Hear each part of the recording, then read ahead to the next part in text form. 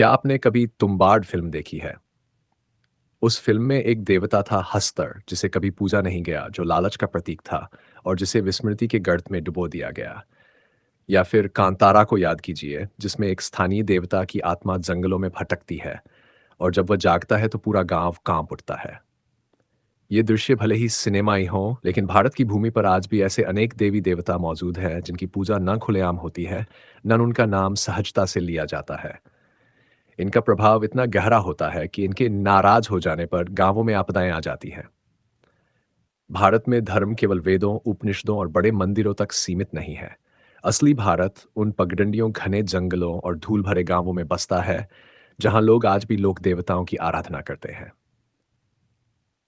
खंडोबा मराठों का देवता। खंडोबा, जिन मल्हारी मार्तंड या मार्तंड भैरव भी कहा जाता है, भगवान शिव का एक उग्र योद्धा रूप माने जाते हैं। इनका सबसे बड़ा मंदिर महाराष्ट्र के जेजुरी में स्थित है, जिसे हल्दीचा सोना यानी हल्दी का सोना कहा जाता है। ये मंदिर पीली हल्दी से इतना रंगा हुआ होता है कि दूर से ही सुनहरा प्रतीत होता है। खंडोबा की कथा मणि और मल नामक दो असुरों से जुड़ी है।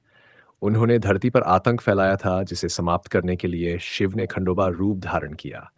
युद्ध के अंतिम क्षणों में मणि ने प्रार्थना की, मुझे मत मारो, मुझे अपनी पूजा में अमर कर दो। खंडोबा ने कहा कि हर साल तुम्हारे नाम पर दीप जलाया जाएगा और आज भी यह परंपरा निभाई जाती है। विशेष बात यह है कि खंडोबा की दो पत्नियां थीं, महालसा, एक ब्राह्मण स्त्री, और बनाई, एक चरवाहिन। यह बताता है कि खंडोबा की पूजा जातियों के परे जाती है। दलित, आदिवासी, किसान सभी उन्हें अपने आराध्य मानते हैं। उनके मंदिरों में न ढोल नगाड़े रुकते हैं, न भक्ति का सैलाब। मारियम्मन, रोग और वर्षा की देवी। मारियम्मन एक ऐसी देवी है जिनकी पूजा महामारी और बीमारियों से मुक्ति के लिए की जाती है। खासतौर पर तमिलनाडु, आंध्र प्रदेश और श्रीलंका में इनका विशेष महत्व है। माना जाता है कि जब छेचक या प्लेग जैसी बीमारियां फैलती थीं, तब लोग मंदिरों की ओर नहीं, बल्कि मारियम्मन की झोपड़ी जैसी देवस्थलियों की ओर भागते थे। मारियम्मन की पूजा में नीम की पत्तियां, पीली हल्दी, मिट्टी की मूर्तियां और कभी-कभी बलिदान शामिल होते हैं। कुछ स्थानों पर महिलाएं अग्नि पर नंगे पांव चलती है ताकि देवी उनकी प्रार्थना सुने। कहते हैं, अगर मारियम्मन की अनदेखी की जाए तो गांव में महामारी फैल सकती है। उनका एक और रूप शीतला माता के समान माना जाता है, लेकिन मारियम्मन अधिक उग्र और तांत्रिक रूप रखती है। अय्यनार, रात के प्रहरी। तमिलनाडु के गांवों में अय्यनार को रात्रि के रक्षक माना जाता है। उनके मंदिर गांव की सीमा पर या जंगल की ओर बनाए जाते हैं, क्योंकि माना जाता है कि वे रात को घोड़े पर सवार होकर पूरे गांव की रक्षा करते हैं। उनके साथ दो मुख्य योद्धा होते हैं, करुप्पुस्वामी और वीरभद्र, जो टेराकोटा या पत्थर की विशाल मूर्तियों के रूप में स्थापित किए जाते हैं। अय्यनार की पूजा में हथियारों, तलवारों और यहाँ तक कि शराब का भी प्रयोग होता है। ये पूजा पूरी तरह से स्थानीय परंपराओं पर आधारित होती है, बिना किसी वेद मंत्रों या ब्राह्मणों के। उनका संबंध तांत्रिक पद्धतियों और पूर्वज पूजा से भी जोड़ा जाता है। कई लोककथाएं बताती हैं कि अय्यनार दिन में मूर्तियों में और रात को आत्मा में बदल जाते हैं। उनकी अनदेखी या अपमान से गांव पर आपदाएं आ सकती हैं। आलक्ष्मी, दरिद्रता की देवी। आलक्ष्मी लक्ष्मी जी की विपरीत शक्ति है। जहां लक्ष्मी समृद्धि और सौभाग्य देती है, वहीं आलक्ष्मी दरिद्रता, कलह और दुर्भाग्य की प्रतीक है। उन्हें ज्येष्ठा देवी भी कहा जाता है। पुराणों में वर्णन है कि जब समुद्र मंथन हुआ, तब सबसे पहले आलक्ष्मी प्रकट हुई, अंधकार और दुर्भाग्य का प्रतीक बनकर। दीपावली की रात, विशेषकर दक्षिण भारत में, पहले आलक्ष्मी को घर से बाहर निकालने के लिए दृष्टि या बुरी नजर उतारने की विधि अपनाई जाती है। नींबू मिर्च, गंदगी और कोयले का उपयोग करके उन्हें दरवाजे से बाहर भेजा जाता है ताकि लक्ष्मी घर में प्रवेश कर सकें। कई व्यापारी सुबह व्यापार शुरू करने से पहले आलक्ष्मी का नाम लेकर कहते हैं, जा आलक्ष्मी, बाहर जा। यह विश्वास है कि आलक्ष्मी जहां भी हो, वहां समृद्धि नहीं टिकती।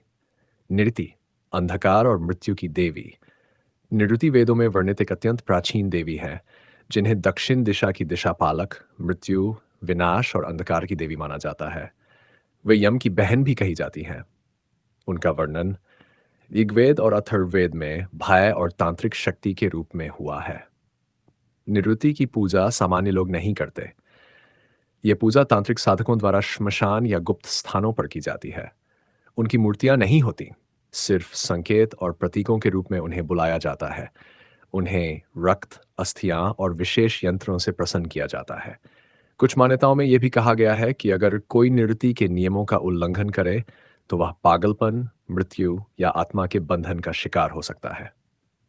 एक सच्ची घटना, अय्यनार का क्रोध।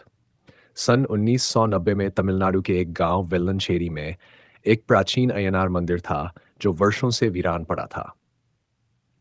एक रात कुछ युवा शराब के नशे में मंदिर में घुसे, मूर्तियों को अपवित्र किया और वहां मजाक उड़ाया।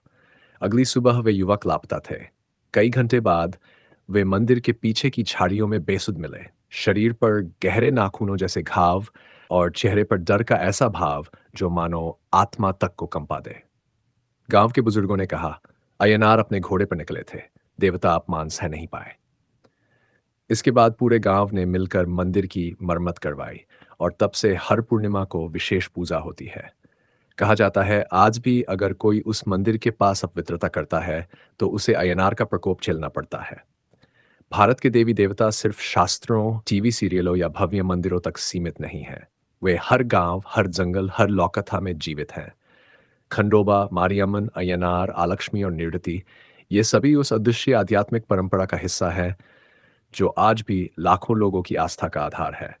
इन देवी देवताओं को जानना भारत की उस आत्मा को जानना है जो रहस्य, भय और भक्ति से गूंथी हुई है।